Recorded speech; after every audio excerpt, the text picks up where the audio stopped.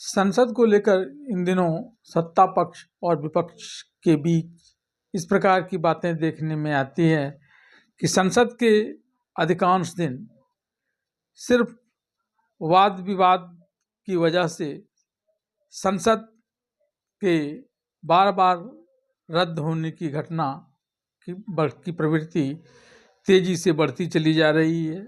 आज भी जब राष्ट्रपति के अभिभाषण पर चर्चा का प्रारंभ हुआ संसद में और नेता प्रतिपक्ष के रूप में राहुल गांधी ने बोलना प्रारंभ किया तो फिर हंगामा हो गया और कई बार संसद की कार्यवाही को रोकने के बाद अंत में उसे मंगलवार 11 बजे तक के लिए निरस्त कर दिया गया।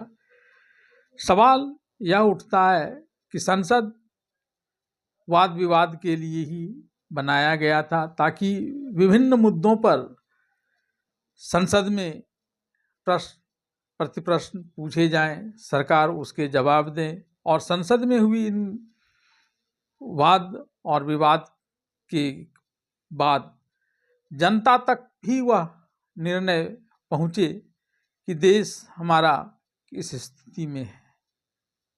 लेकिन यहाँ तो सत्ता पक्ष और विपक्ष इसे इस प्रकार से अपनी प्रतिष्ठा का विषय वस्तु बना लेता है कि जनता की यह मूल भावना कि संसद में किसी बात पर विचार हो और हर बात का खुलासा हो जिसे जनता जाने।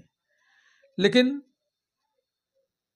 सत्ता पक्ष विपक्ष को सिर्फ उतने ही भर बोलने की अनुमति देना चाहता है जिससे उसके ऊपर किसी प्रकार का कोई आंच न हो और विपक्ष भी जब बोलने के लिए तैयार होता है तो वह भी उन्हीं बातों को मुख्य रूप से उछालना चाहता है जिससे कि संसद में गतिरोध उत्पन्न हो जाए और जनता के मुद्दे जहाँ के तहीं रह जाएं।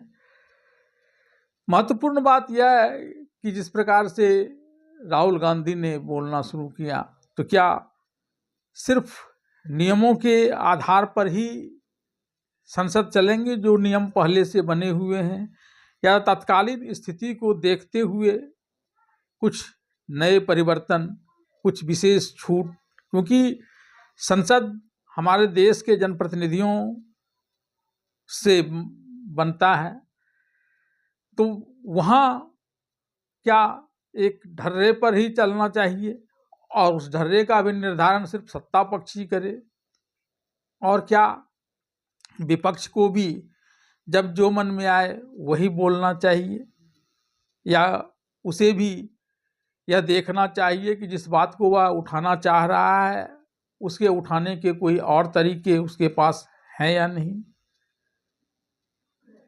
लेकिन इसकी तरफ कोई ध्यान देता नहीं है। संविधान निर्माताओं ने तो हर तरह की व्यवस्थाएं की हैं लेकिन सत्ता पक्ष और विपक्ष इसे अपने अपने तरीके से भुनाने के प्रयास में जनता के बहुमूल्य समय का दुरुपयोग कर देता है। जनता से जुड़ी हुई बहुत सी बातें नहीं हो पाती हैं संसद में और सबसे बढ़कर तो यह कि क्या जनता को हर बात के जानने का अधिकार नहीं है। युद्ध की समय की बातें हो, तत्कालीन परिस्थितियों में कुछ समय तक के लिए मामले को गोपनीय रखा जा सकता है लेकिन क्या फिर जनता उसके बारे में जाने या ना जाने कि हमारे जो सरकार है उसने किस प्रकार के निर्णय लिए, क्या उसके निर्णय में कोई खामियां रहीं या उसकी नीतियां प्रभावकारी रहीं। इन तमाम बातों को जानने का जनता को एक अधिकार होना चाहिए कि किसी भी बात को गोपनीयता के आड़ लेकर ज़्यादा दिनों तक नहीं रखना चाहिए क्योंकि संसद में सांसद जनता के प्रतिनिधि हैं, सरकार भी उन्हीं जनता की प्रतिनिधि है तो जनता को तो हर बात जाननी ही चाहिए। आइए आज क्या क्या संसद में किस प्रकार की टकराहट की स्थिति बनी उसे लेकर देखते हैं यह रिपोर्ट। संसद के बजट सत्र में राष्ट्रपति के अभिभाषण पर धन्यवाद प्रस्ताव पर चर्चा के दौरान राहुल गांधी के संबोधन के दौरान खूब हंगामा देखा गया। लोकसभा में आज दोपहर 4 बजे जैसे ही सदन फिर शुरू हुआ, राहुल गांधी ने सीधे प्रधानमंत्री नरेंद्र मोदी और गृह मंत्री अमित शाह पर हमला बोल दिया। उन्होंने तंज कसते हुए कहा, वे नेशनल सिक्योरिटी जैसे गंभीर मुद्दे को उठाने की कोशिश कर रहे हैं, लेकिन सरकार चर्चा से भाग रही है। राहुल गांधी ने आरोप लगाया कि शीर्ष नेतृत्व सदन का सामना करने के बजाय बच रहा है। सदन की कुर्सी संभाल रहे जगदम्बिका पाल ने राहुल गांधी को नियमों का आईना दिखाया। उन्होंने दो टूक कहा, बिना किसी ठोस प्रमाण या प्रकाशित किताब के साक्ष्य के गंभीर दावे करना सदन की गरिमा के खिलाफ है। उन्होंने राहुल गांधी से पूछा कि उनके पास रोड और एनर्जी जैसे जनता से जुड़े मुद्दों पर बोलने के लिए तथ्य क्यों नहीं है। वहीं किरण रिजिजू ने भागने जैसे शब्दों के इस्तेमाल को असंसदीय बताते हुए राहुल गांधी को शालीनता की नसीहत दी। भारी शोर शराबे और विपक्ष की अड़ियल जिद के कारण सदन को अंततः मंगलवार सुबह तक के लिए स्थगित कर दिया गया। राहुल गांधी ने लोकसभा में लद्दाख गतिरोध का मुद्दा उठाया था। उन्होंने कहा कि चीनी सेना का टैंक भारतीय सीमा में घुस रहा था।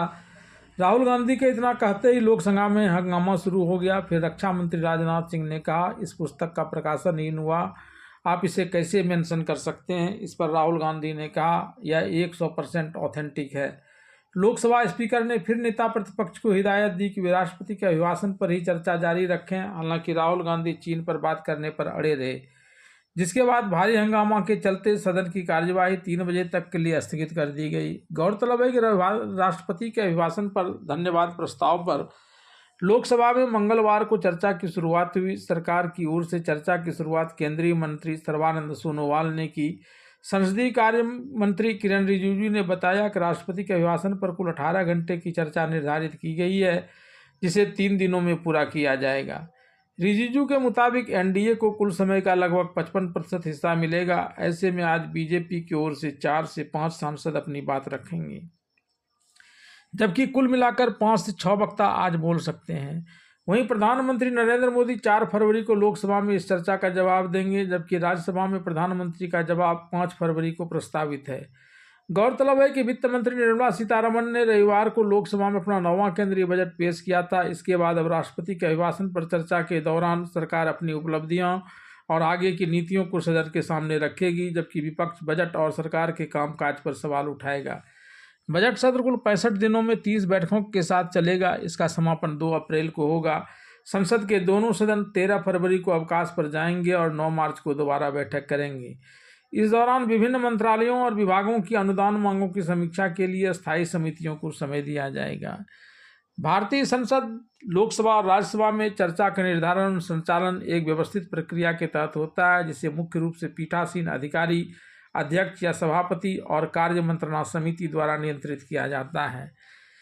सदन में चर्चा कौन निर्धारित करता है, इस बात को लेकर लोगों की जिज्ञासा बनी हुई है। तो उनके समाधान के लिए मैं बता दूं, लोकसभा अध्यक्ष, राज्यसभा के सभापति सदन के सर्वोच्च प्राधिकारी होते हैं। वे ही तय करते हैं कि किस विषय पर चर्चा होगी, कौन बोलेगा, कितने समय तक बोलेगा, और वे सदन में मर्यादा बनाए रखते हैं। कार्य मंत्रणा समिति या समिति सदन के कामकाज की और चर्चा के लिए समय आवंटित करती है। इसमें सत्ता पक्ष और विपक्ष दोनों के सदस्य होते हैं। सरकार आमतौर पर सत्र के दौरान किन विधेयकों पर चर्चा होगी, यह तय करती है। विपक्ष और सदस्य भी अल्पकालिक चर्चा, स्थगन प्रस्ताव या शून्यकाल सदन में चर्चा कैसे होती है, इसको लेकर निम्न प्रक्रियाएं हैं। कार्यसूची चर्चा के लिए विषय को पहले से तय कर कार्यसूची में शामिल कर लिया जाता है, जिसे सदस्यों को सूचित किया जाता है। इसके बाद किसी विषय पर चर्चा शुरू करने के लिए सदस्य को पहले से ही पीठासीन अधिकारी को लिखित सूचना देती है, जैसे नियम 377 के तहत या विशेष उल्लेख। प्रश्नकाल सत्र के शुरुआत में सदस्य मंत्रियों से सवाल पूछते हैं। ये सवाल 2 तरह के होते हैं, तारांकित और अतारांकित। प्रश्नकाल के बाद सदस्य बिना पूर्व सूचना के महत्वपूर्ण मुद्दे उठा सकते हैं और इसके लिए 0 आवर का प्रावधान रहता है। बिल या बजट पेश होने के बाद उस पर पक्ष विपक्ष के सदस्य अपने तर्क और सुझाव रखते हैं। बीएससी के द्वारा तय किए गए समय के अनुसार विभिन्न दलों को उनके संख्या बल के आधार पर बोलने का समय मिलता है। अंत में चर्चा का से संबंधित बातों का मंत्री जवाब देते हैं, जिसके बाद या तो प्रस्ताव वापस ले लिया जाता है या उस पर वोटिंग होती है। चर्चा के लिए सदन में कुल सदस्यों का 1/10 हिस्सा, लोकसभा में 55 मौजूद होना आवश्यक है। चर्चा के अन्य उपकरणों की बात करें तो इसके अंतर्गत स्थगन प्रस्ताव आता है, जो तात्कालिक सार्वजनिक महत्व के मामलों के लिए होता है। आधे घंटा की चर्चा किसी प्रश्न के उत्तर में स्पष्टीकरण के लिए की जाती है। और ध्यानाकर्षण प्रस्ताव यानी कॉलिंग अटेंशन, इससे सदस्य मंत्री का ध्यान किसी तत्काल मुद्दे पर लाते हैं।